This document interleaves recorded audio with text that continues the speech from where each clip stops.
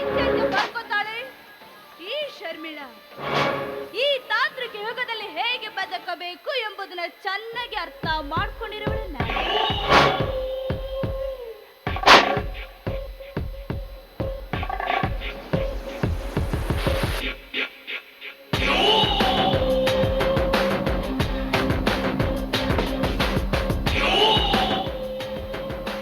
ಇಲ್ಲಿ ಬಡವರಾಗಿ ಹುಟ್ಟಿದ್ದು ತಪ್ಪಲ್ಲ, ಬಡವರಾಗಿ ಬದುಕೋದು ತಪ್ಪು. ಕೈ ಕಟ್ಟಿ ಕುಳಿತ್ರೆ ಶ್ರೀಮಂತಿಕೆ ಬರೋದಿಲ್ಲ.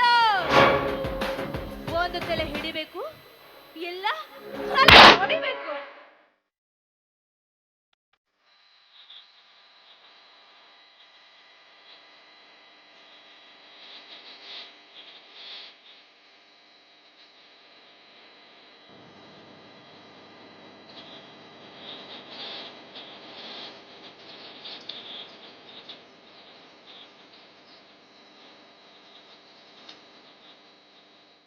ಬಡವರು, ಶ್ರೀಮಂತರು, ಮೇಲು ಕೀಳು ಜಾತಿ ಮತ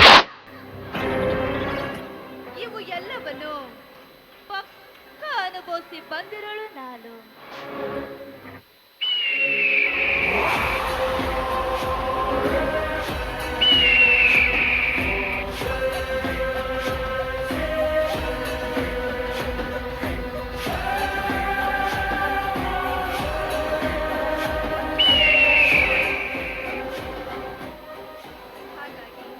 ನನಗೊಂದು ಹರಿಕೆ ಗುರಿ ಬೇಕಾಗಿತ್ತು. ಆ ಹರಿಕೆ ಗುರಿ ಮಹೇಂದ್ರನಾದ. This is real life.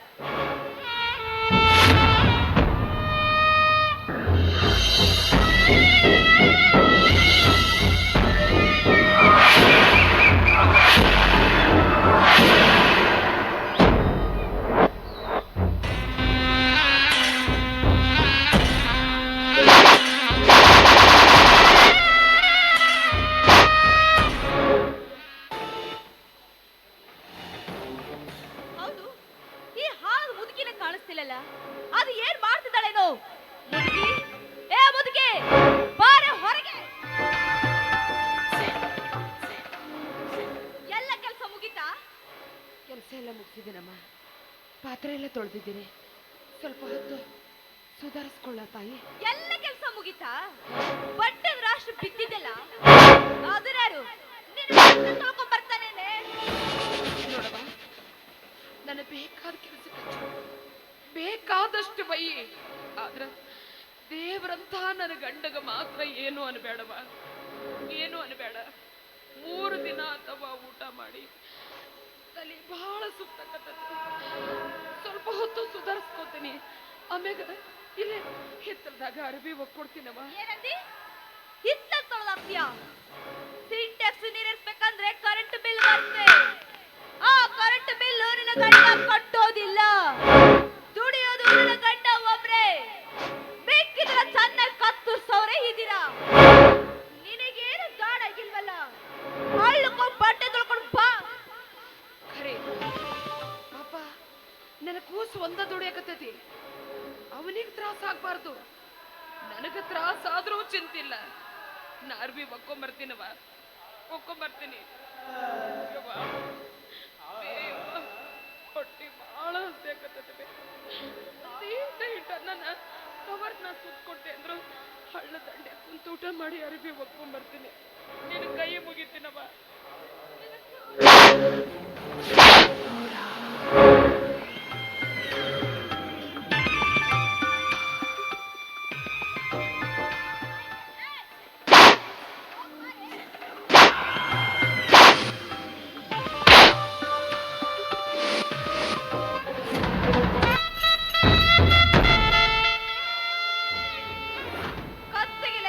ಬಿದ್ದಾಗ್ಲೇ ಬುದ್ಧಿ ಕಲಿಯೋದು.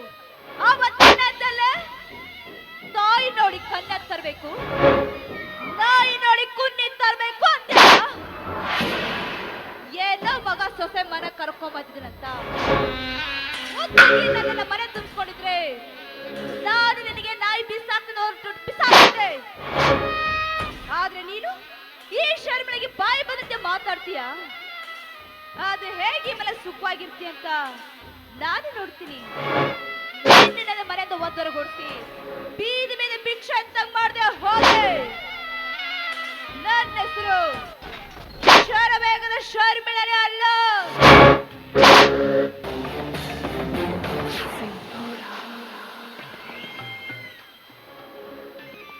ಏನ್ರಿ ಇದು? ಎಷ್ಟೊಂದು ಬೌಸ್ ಬಿಟ್ಟಿದ್ರಲ್ಲ ನೀವು. ಕಾರಲ್ಲಿ ಎಸಿ ಹಾಕೊಂಡು ಓಡಾಡಿ ಅಂತ ನಾನು ನಿಮಗೆ ಎಷ್ಟು ಸಲ ಹೇಳ್ಬೇಕು? ನೀವಂದ್ರೆ ನನ್ನ ಮಾತೇ ಕೇಳುದಿಲ್ಲ ಅಂತೀರಿ. ಇರಿ, ನಾನು ಯಾರು ಡ್ರೈವರ್ ನೋಡ್ತೀನಿ. ಕಾರ್ ಗಾಡಿ ಡ್ರೈವರ್ ನೋಡಿದೇನಲ್ಲ. ಹೌದು, ಏನ್ ಮುಂದೆ ಆ ಕಾರ್ ಗಾಡಿನ ನೀ ಎಲ್ಲಿ ಬೇಕಾದ್ರೂ ಒಯ್ಬೋದು ಅಂತ. ಈ ಮಾತು ನಿಜನಾ? ನಿಜವಾಗ್ಲು ಮುದುಕಿ ಕಾಣ್ತಾ ಇಲ್ಲ. ಅಯ್ಯಯ್ಯೋ, ನಿಮ್ಮ ಅಮ್ಮನಗಳು ಏನಂತ ಹೇಳಿದ್ರಿ? ನಾನು ಯಾಕೆ, ಏನಾಯ್ತು? ಅತ್ತಿಯವ್ರಿ, ಏನು ಕೆಲಸ ಮಾಡಬೇಡಿ, ಮನೇಲಿ ಆರಾಮಾಗಿರಿ ಅಂದ್ರೆ ಇದೀಗ ನಾ ಒಳಗೆ ಕೆಲಸ ಮಾಡ್ಬೇಕಾದ್ರೆ ಬಟ್ಟೆ ಒಪ್ಕೊಂಡ್ ಬರ್ತೀನಂತ ಬಟ್ಟೆಗಳನ್ನ ಹಿಡ್ಕೊಂಡು ಹಳ್ಳಕ್ಕೆ ಹೋಗಿದ್ದೀರ ರೀ. ಬಟ್ಟೆ ಗಂಟೆ ಹಿಡ್ಕೊಂಡು ಹಳ್ಳದ ದಂಡಿಗೆ ಹೋತ ಮುದುಕಿ.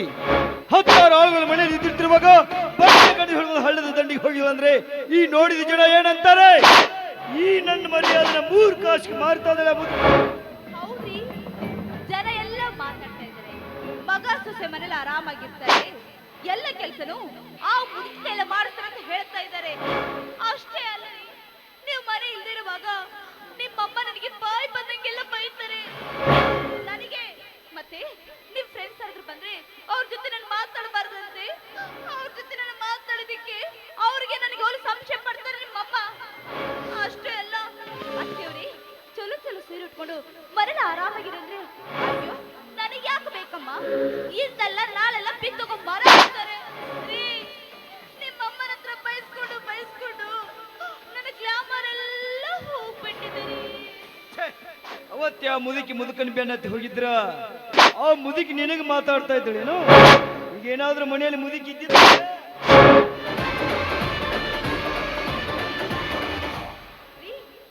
ನೀವು ಒಪ್ಪೋದೇ ಆದ್ರೆ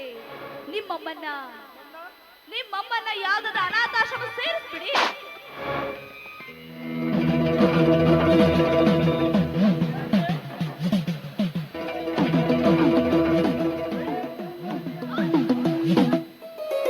ಆದಷ್ಟು ಬೇಗ ಕೆಲಸ ನಾನೇ ಮಾಡ್ತೀನಿ. ಎಂತ ಒಳ್ಳೆ ಗಂಡರಿ ನೀವು. ಅಲ್ಲ, ಹೊಟ್ಟಿ ತಾಳ ಹಾಕ್ತಾ ಇದೆ. ಏನ್ ಮಾಡಿದೆ ಟಿಫನು? ನಿಮಗೆ ಇಷ್ಟ ಅಂತ ಪೊಂಗಲ್ ಮಾಡಿದೀನಿ. ಪೊಂಗಲ್ಲ? ಹಾಗಾದ್ರೆ ಬೇಗ ನೂರಾರು ಜನ್ಮ. ಹಲೋ, ನೀನಾ? ಯಾಕೋ ಬರ್ಬೇಕಾ? ಇಲ್ಲ ಕಣೋ, ಬರ್ಲಿಕ್ಕಾಗಲ್ಲ. ಯಾಕಂದ್ರೆ ನನಗೆ ಟಿಫನ್ ಮಾಡುವ ಸಮಯ ಇದು. ಹೌದಾ, ಅರ್ಜೆಂಟ್ ಕೆಲಸನ? ಖಂಡಿತ ಬರ್ತೀನಿ. Yes okay. ಸ್ನೇಹಿತ ಫೋನ್ ಮಾಡಿದ್ದೇನೆ, ಬಿಸ್ನೆಸ್ ಬಗ್ಗೆ ಮೀಟಿಂಗ್. ಹಾಗೋಗಿ ಹೀಗೆ ಬಂದ್ಬಿಡ್ಲಾ? ಸ್ವಲ್ಪ ಟಿಫನ್ ಮಾಡ್ಕೊಂಡ್ಬಿಟ್ಟು ಹೋಗ್ರಿ. ಯಾಕಣೆ, ಸಮಯ ಇಲ್ಲ, ಬರ್ತೀನಿ.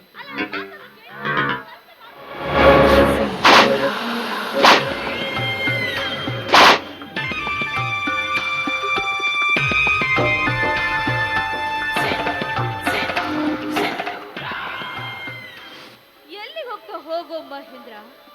ಒಟ್ಟಸ್ರೆ ನೀನೇ ಮನೆ ಊಟಕ್ಕೆ ಬರ್ತೀಯ. ಒಂದಿನ ಬಾದ್ರು ನನ್ನ ಕನಸು ಕೇಳಿಲ್ಲ, ನನ್ನ ಆಸೆ ಈಡೇರಿಸಿಲ್ಲ. ನನ್ನ ಹೊಟ್ಟೆಯಲ್ಲಿ ಒಂದು ಕುನ್ನಿ ಸಾವು ಹುಟ್ಟಿ ನನ್ನ ಆಸೆ ಈಡೇರಿಸೋದು ಆ ಪೃಥ್ವಿರಾಜ್ ಮಾತ್ರ ಸಾಕು. ಅವನು ಎಲ್ಲಿದ್ದಾನೋ, ಹೇಗಿದ್ದಾನೋ? 3 ದಿನವಾದ್ರೂ ಮನೆಗೆ ಬಂದಿಲ್ಲ ನನ್ನಲ್ಲ. ಅವನಿಗೋಸ್ಕರ ನನ್ನ ಹೃದಯದಲ್ಲಿ ಯಾವತ್ತೂ ಜಾಗ ಇರುತ್ತೆ.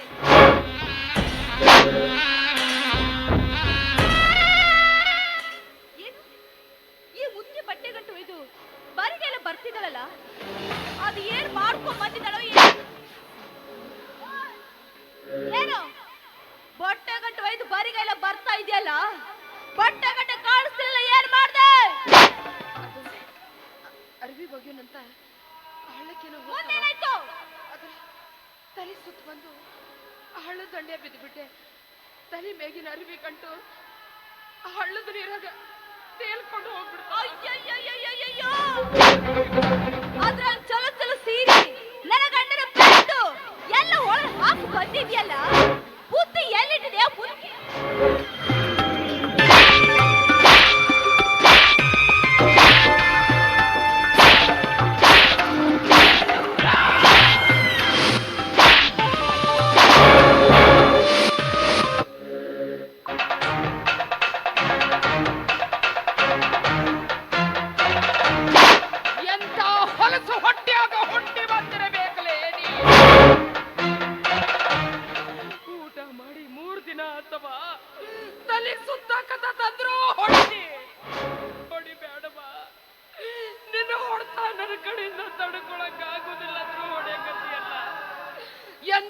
ಹೊಲಸು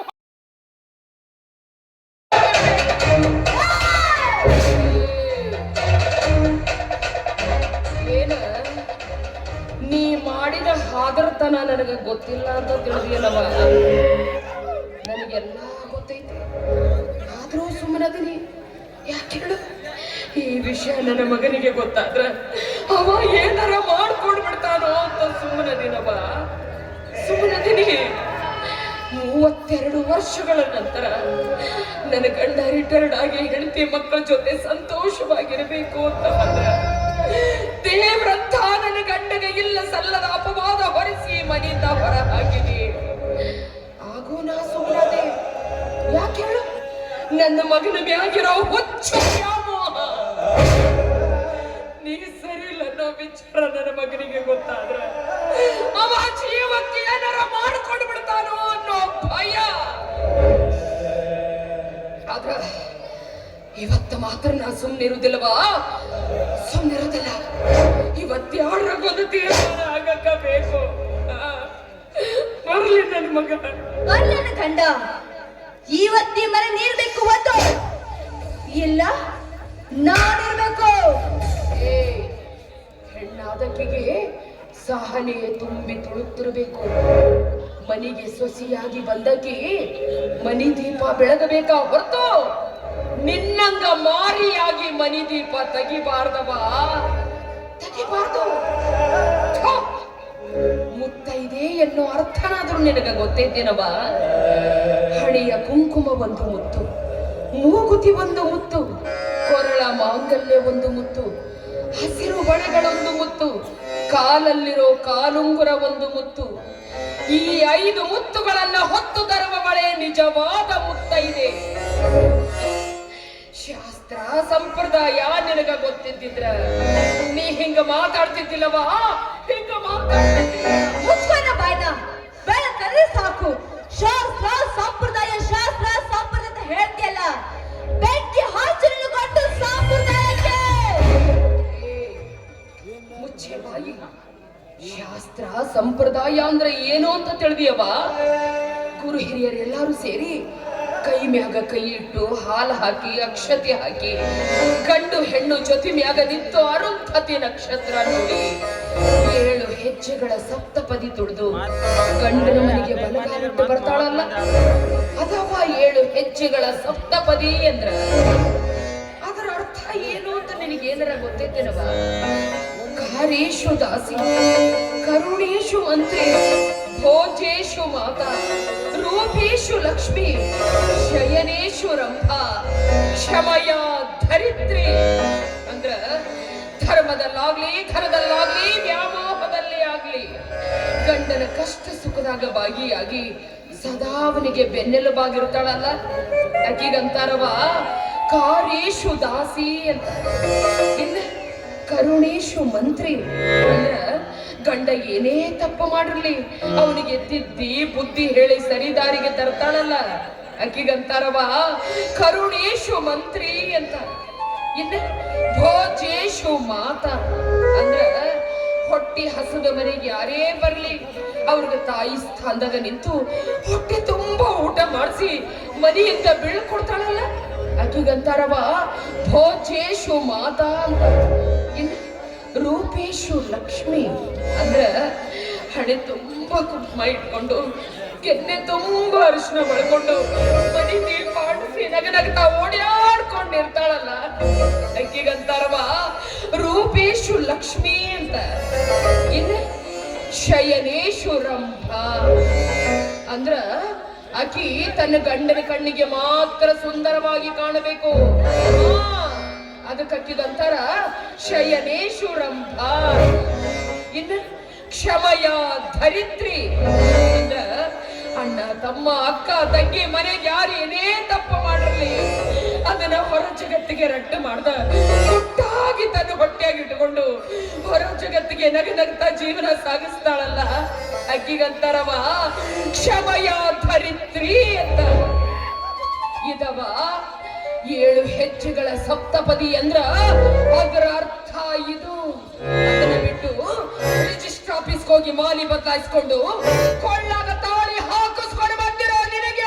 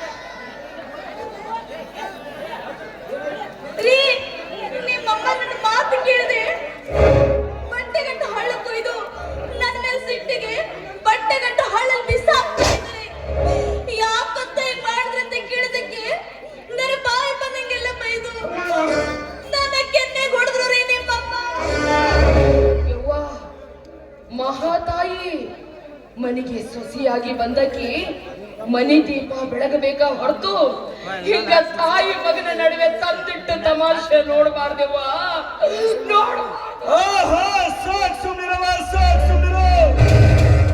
ಇವಳ ಮದುವೆ ಮಾಡ್ಕೊಂಡು ಬಂದ ನೋಡ್ತಾ ಇದ್ದೇನೆ. ಕತ್ತಿಯಟ ವಯಸ್ಸಾಯ್ತು, ಮುದ್ದಾದ ಸೊಸೆನ ಹೆಂಗ ನೋಡ್ಬೇಕು ಖಬರು ಇದೆ ನಿನಗೆ? ಎಷ್ಟು ಸಲ ಹೇಳ್ಬೇಕು ನನಗೆ?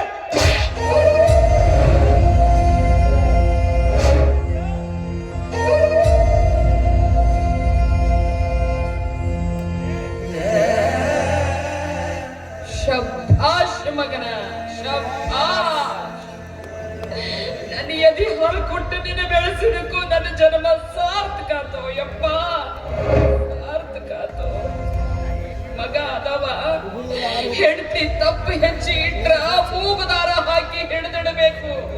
ಅದನ್ನ ಬಿಟ್ಟು ಹೆಂಡತಿ ಸೀರೆ ಸೆರೆಗೆ ಹಿಡ್ಕೊಂಡು ಅಡ್ಡಾಡು ನಿನ್ನಂತ ಷಂಡ ಮಗನಿಗೆ ಜನ್ಮ ಕೊಟ್ಟಲ್ಲ ಅಂತ ನನ್ನ ಹೊಟ್ಟೆ ಉರಿಯಾಕತ್ತೋ ಯಪ್ಪ, ನನ್ನ ಹೊಟ್ಟೆ ಉರಿಯಾಕತ್ತೋ.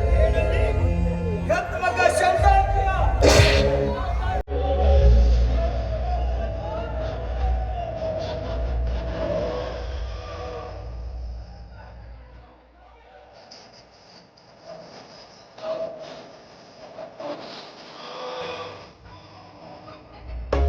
ಗಂಡ ಮಿಲಿಟರಿ ಒಳಗಿದ್ದಾಗ ಆಗಾಗ ತಿಳಿಸುತ್ತದೆ ಹಾಸಿಗೆ ಹಿಡ್ತಿದ್ದಿ. ಹೋಗಿ ದವಾಖಾನೆಗೆ ತೋರಿಸಿದೀನಿ. ಮನಿಗೆ ಬಂದಂದ್ರೆ ಹೊಟ್ಟಿಗೆ ಅನ್ನ ಕುದಿಸ್ಕೊಂಡಿದೀನಿ, ಮೈಯಲ್ಲಿ ಬಟ್ಟೆ ಒಗೆದು ಹಾಕಿದೀನಿ.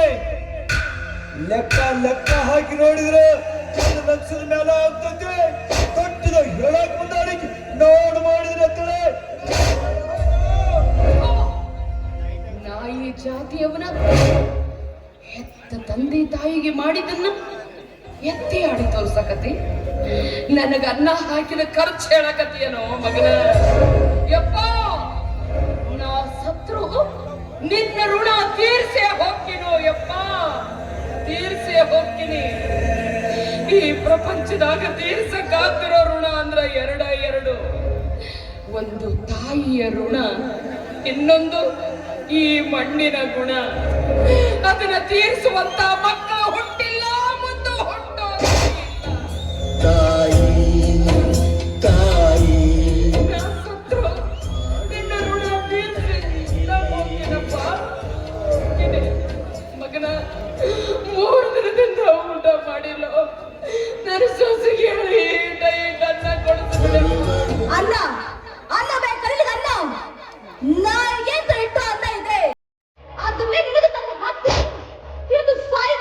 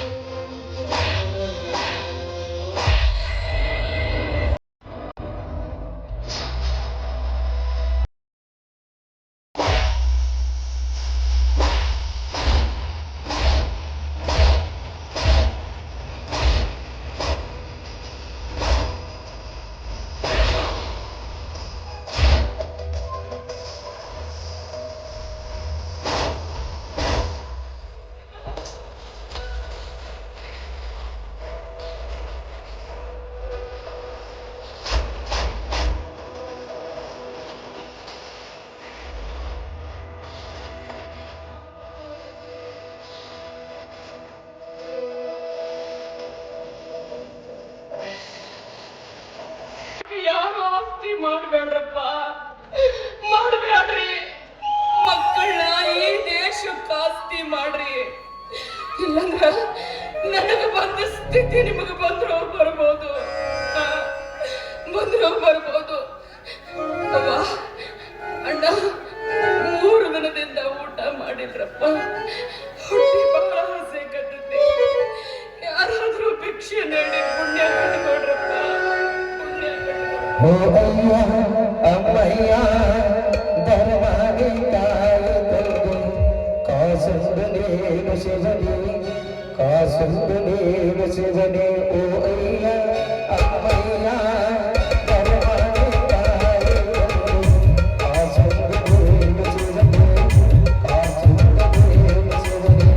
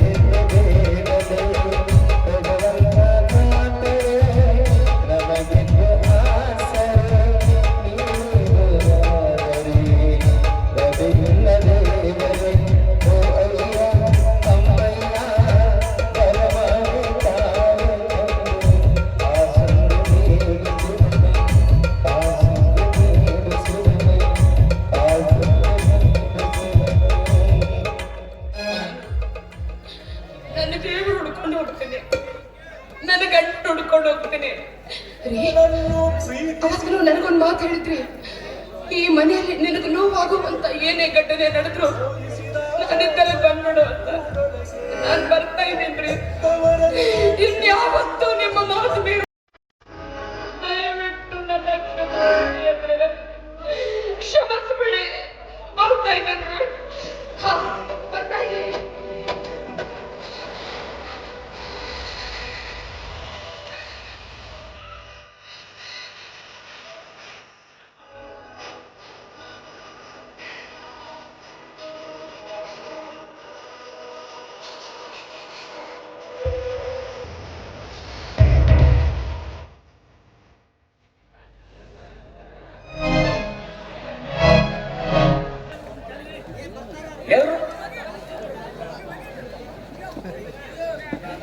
ದುರ್ಗಪ್ಪ ಲಕ್ಷ್ಮಣ ಮೇತ್ರಿ ಅವರು ನನ್ನ ಅಲ್ಪ ಕಲೆಯನ್ನು ಕಂಡು 50 ರೂಪಾಯಿ ಆಯರ್ ಕೊಟ್ಟಿದ್ದಾರೆ. ಅವರಿಗೆ ನನ್ನ ಹೃತ್ಪೂರ್ವಕವಾದ ಧನ್ಯವಾದಗಳು.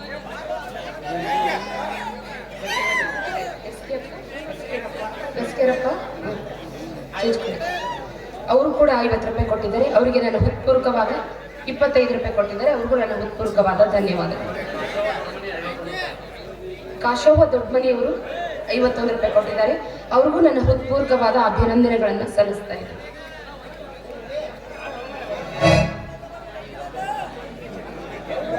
ಪಾಟಿಕ ಇವಾಗ ತೆಗಿಯೋ ಫೋಟೋನ ಕಿಸಿಕ್ಕಂತ